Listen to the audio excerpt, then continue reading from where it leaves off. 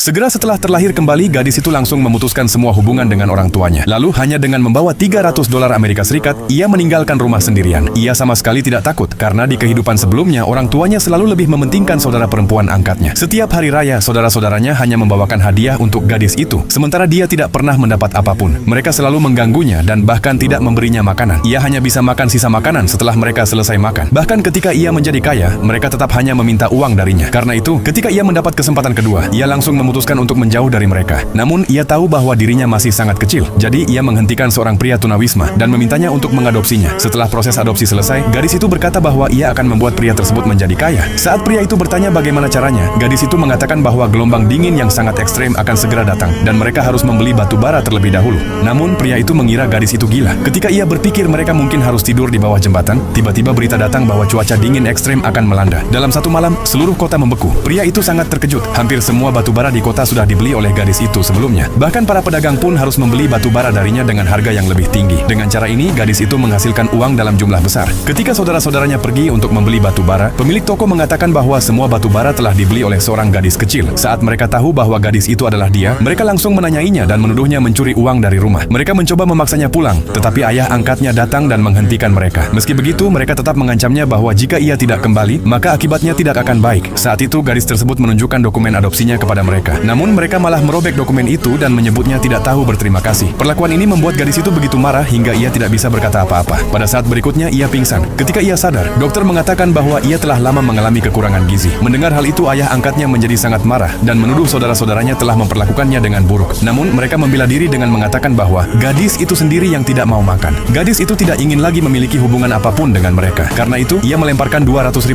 Amerika Serikat di depan mereka dan meminta ayah angkatnya untuk membawanya pergi dari sana. Sementara itu, ketika saudara-saudaranya pulang ke rumah, mereka melihat orang tua mereka menggigil kedinginan. Setelah mengetahui bahwa semua batu bara ada pada gadis itu, dan ia telah memutuskan hubungan dengan mereka, mereka menjadi sangat marah dan bersumpah untuk memberinya pelajaran. Di sisi lain, setelah menghasilkan banyak uang, gadis itu memutuskan untuk mengadakan kompetisi penemuan untuk anak-anak dengan hadiah utama sebesar $50 juta Amerika Serikat. Namun, ia sama sekali tidak menyangka bahwa pemenangnya adalah saudara perempuan angkatnya. Saat ia hendak memberikan hadiah, keluarga lamanya mengejeknya dan menyebutnya miskin. Mendengar hal itu, gadis itu langsung membatalkan hadiah tersebut. Pada saat itu, mereka akhirnya menyadari bahwa orang yang mereka anggap miskin sebenarnya adalah penyelenggara kompetisi tersebut.